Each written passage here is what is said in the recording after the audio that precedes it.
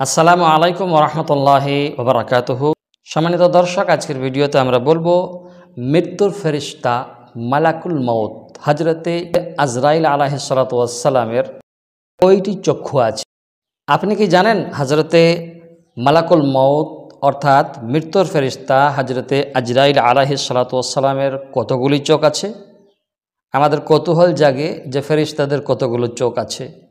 তাই আজকের ভিডিওতে আপনাদের সম্মুখে নিয়ে এসেছি যে ফেরেশতা মালাকুল মউতের চক্ষু কতগুলো বা চোখ কতগুলো। চলুন আমরা মূল আলোচনায় চলে যাব। আমাদের কাছে সময় খুব একটা নেই, সেই জন্য অনুগ্রহ করে ভিডিওগুলো দেখবেন, এড়িয়ে যাবেন না। দেখুন, তাফসীরে বর্ণিত আছে আল্লাহ তাবারক ওয়া তাআলার যে ফেরেশতা রয়েছে, আল্লাহ মালাকুল মউতকে হাজারো চোখ দান করেছেন।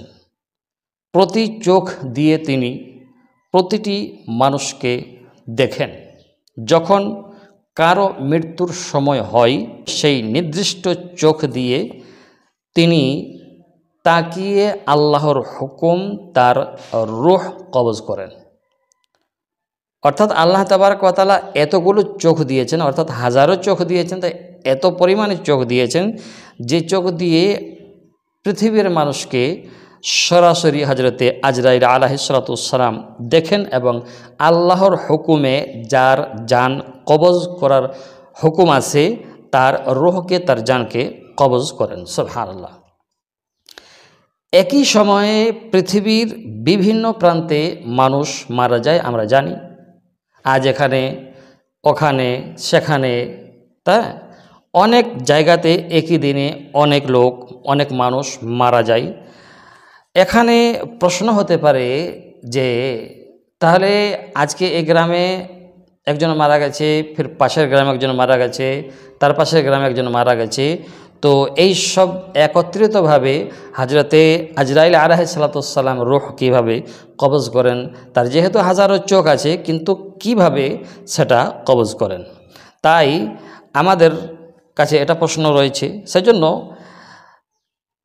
আল্লাহ তাবারক ওয়া তাআলা বলেন যে একই সময় পৃথিবীর বিভিন্ন প্রান্তে মানুষ মারা যায়, আর তিনি সবার রূহ কবজ করেন আল্লাহর আদেশে।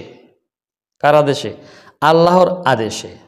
তো আল্লাহর আদেশে যেহেতু হজরতে মালাকুল মউত আজরাইল আলাইহিস সালাতু ওয়াস সালাম সকলের রূহকে, যদি একদিনে 40 জনা মারা যায়, তো সেই 40 জনের রূহকে, 40 জনের জানকে একসাথে আল্লাহর হুকুমে, আল্লাহর আদেশে কবজ করেন।